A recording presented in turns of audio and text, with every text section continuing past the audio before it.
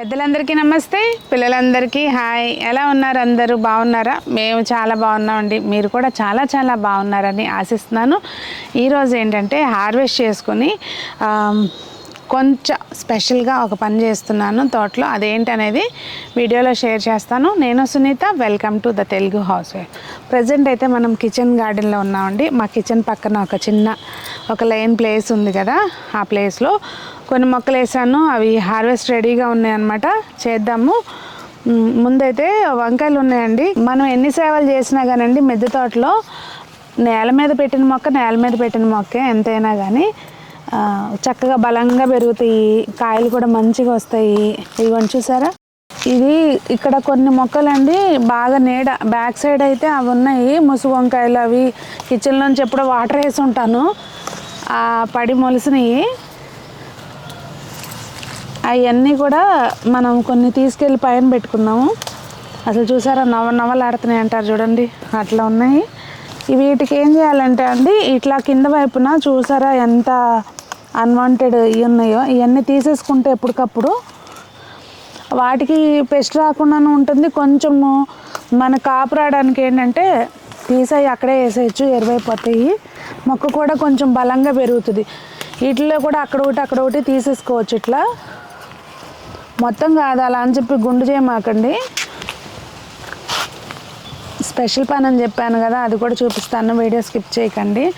ఇక్కడ ఏంటంటే మాకు పక్కనంతా బాగా మొక్కలు పిచ్చిగడ్డి అవి ఉండి పెస్ట్ బాగా వస్తుంది అన్నమాట. సో పెస్ట్ కంట్రోలు ప్లస్ రెండు రకాలుగా ఉపయోగపడే పని చేద్దాం. ఇదిగోండి, ఈ విత్తనం నాకు ఎట్లా వచ్చిందో తెలియదు కానీ స్పెషల్గా ఉంటుంది. ఇంక ఇవి ఎప్పుడు కాసినా ఇలాగే వస్తాయి కాయలు. ఇదైతే అసలు బరువుకి మొక్క అంతా ఇట్లా పడిపోయిందండి. చూస్తున్నారా కాయలు? ఇదిగోండి కాయలు చూడండి ఎట్లా అలాడుతున్నాయి. ఇదిగోండి రంగుల వంకాయలు. ఇవి అయితే అసలు పర్పల్వి హైలైట్గా డామినేట్ చేసేస్తున్నాయి. వంగపూత రాలిపోవటం అనేది ఒక పెద్ద సమస్య అందరికీ. వంగపూతే కాదండి, మిర్చికి కూడా అదే సేమ్ టిప్పు మీరు ఫాలో అవ్వచ్చు.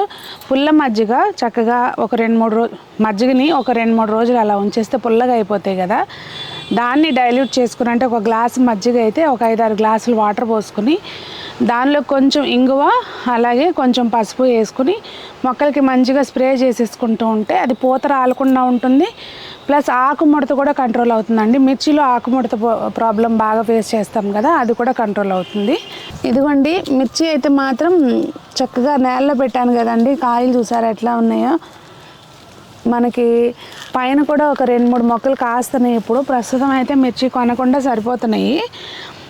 ఇవి కూడా హార్వెస్ట్ చేద్దాము, తర్వాత నెక్స్ట్ పని చేసుకుందాం. ఇక్కడ చక్కగా సెటిల్ అయిపోయాను. ఇక్కడ మిర్చి అయితే ఉన్నాయండి, ఇవి బాగా కారం ఉంటాయి నాకు. ఇవ్వండి మంచిగా, ఇది ఇంకొంచెం పెరిగింది అనుకోండి ఇంకా బాగా వస్తుంది. చిన్నప్పుడేనండి మనము కొత్త మొక్కలు పెట్టుకున్నాం అనుకోండి, తలలో ఒకసారి తుంపేసుకుంటే చక్కగా కొంచెం ఎంత పెరిగినాక తలలు తుంపామనుకోండి గుబురుగా వస్తుంది. చూసారా, దీనికి ఆకుముడత అట్లా ఏమీ లేదు ప్రాబ్లము. మాకు ఇక్కడ పక్కనే కదండి, కొంచెం ఏమైనా అనిపిస్తే పైన దానికంటే ఇక్కడ తొందరగా నేను కొంచెంగా ఏదో ఒకటి చేస్తూ ఉంటాను. ఇక్కడే కనుక ఇవన్నీ కోసేసుకుందాము. ఇదిగోండి ఇక్కడ ఇంకొక మొక్క ఉంది, 2 మొక్కలు ఉన్నాయన్నమాట నేలలో. చక్కగా 2 కూడా బాగా కాస్తున్నాయండి. పైన కూడా మనకి సూరజ్ముఖి అంటారు కదా, అవి ఒక 2-3 మొక్కలు ఉన్నాయి.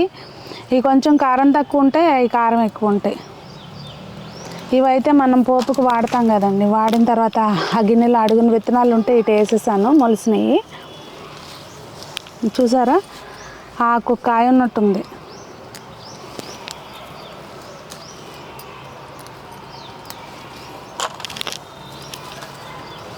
కొన్ని తయారైనాయి, కొన్ని అవ్వలేదు. ఇవ్వండి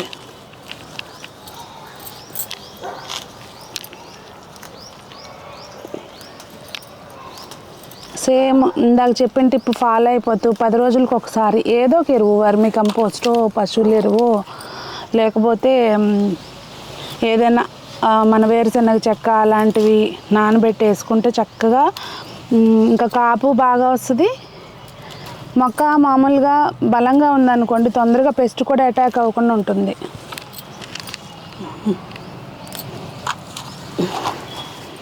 ఇవ్వండి, ఇవైతే వచ్చినాయి ఈ 2 మొక్కలకి.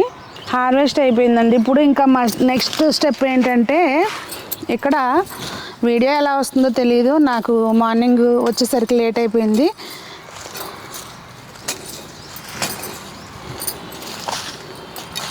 మట్టి కొంచెం గుల్లగా ఉంటే బాగుంటుందండి. ఇప్పుడు నేను నెక్స్ట్ చేసే పనికి ఇక్కడ ఏం చేస్తున్నానంటే, ఇట్లా బార్డర్గా ఈ మొక్కలకి ముందు వైపున పెస్ట్ అది రాకుండా, మెయిన్ దోమ అండి, అదొక రకమైన దోమ. ఆ దోమ అది మొక్కలకు వాలకుండా ఏం చేస్తున్నానంటే, వెల్లుల్లిపాయలు ఇట్లా మొలకలు వచ్చేసినాయి అనమాట. సీజన్ కదా ఇప్పుడు, అట్లా వచ్చేస్తాయి. అలా పెట్టేస్తున్నాను అనమాట. ఇదేంటంటే మనకు ఆకు వెల్లుల్లిపాయ వస్తుందో రాదో, ఒకే దెబ్బకి 2 పెట్టలు అన్నట్టు వస్తే మరీ మంచిది. మనకి రాకపోయినా ఈ ఆకు వాసన కండి మనకి దోమ రాదు. రెండోది వేరుకు సంబంధించిన ప్రాబ్లమ్స్ కూడా రావంట. ఇవి ఇలా పెట్టేస్తున్నాం. మొలకలు లేకపోయినా కానీ పర్లేదు, ఈ సీజన్లో వచ్చేవి చక్క పెట్టేసేయచ్చు. మొలక వస్తేనేమో ఆ మొలక కొంచెం బయటకు ఉండేటట్టు పెట్టేసుకోండి. రాళ్ళు అలా ఉన్న ప్లేస్లో సెట్ కాదు ఇవి. మట్టి చక్క గుల్లగా ఉండాలి. ఈ మట్టికి మేము సేవలు చేసి చేసి చక్కగా మట్టి అయితే మంచి గుల్లగా అయింది. ఇంక ఇలా నేను పెట్టేసుకుంటానండి. నెక్స్ట్ ఏంటంటే, ఇవి ఆలుగడ్డలు ఇట్లా మొలకలు వచ్చేసినాయి అండి. బాగా అంటే తెచ్చి ఉండిపోయినాయి అలాగ బయట.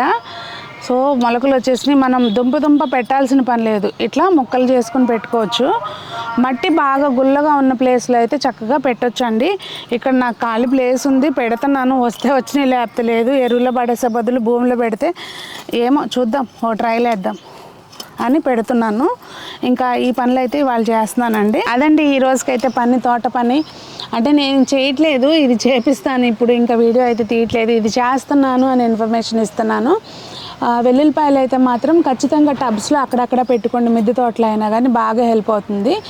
మరి నా కళ్ళు అసలు చూడనట్లేదండి. మరి ఈ రోజుకైతే వీడియో ఇదేనండి. మీకు ఏమనిపించింది, మీ తోటలు ఎలా ఉన్నాయి, కళ్ళలోకి పడుతుంది, మీ తోటలు ఎలా ఉన్నాయి అనేది తప్పకుండా కామెంట్స్లో తెలియచేయండి. మరి అందరూ బాగుండాలి, అందులో మనం ఉండాలి, అందరూ మొక్కలు పెంచాలి అని ఆశిస్తూ మీ సునీత.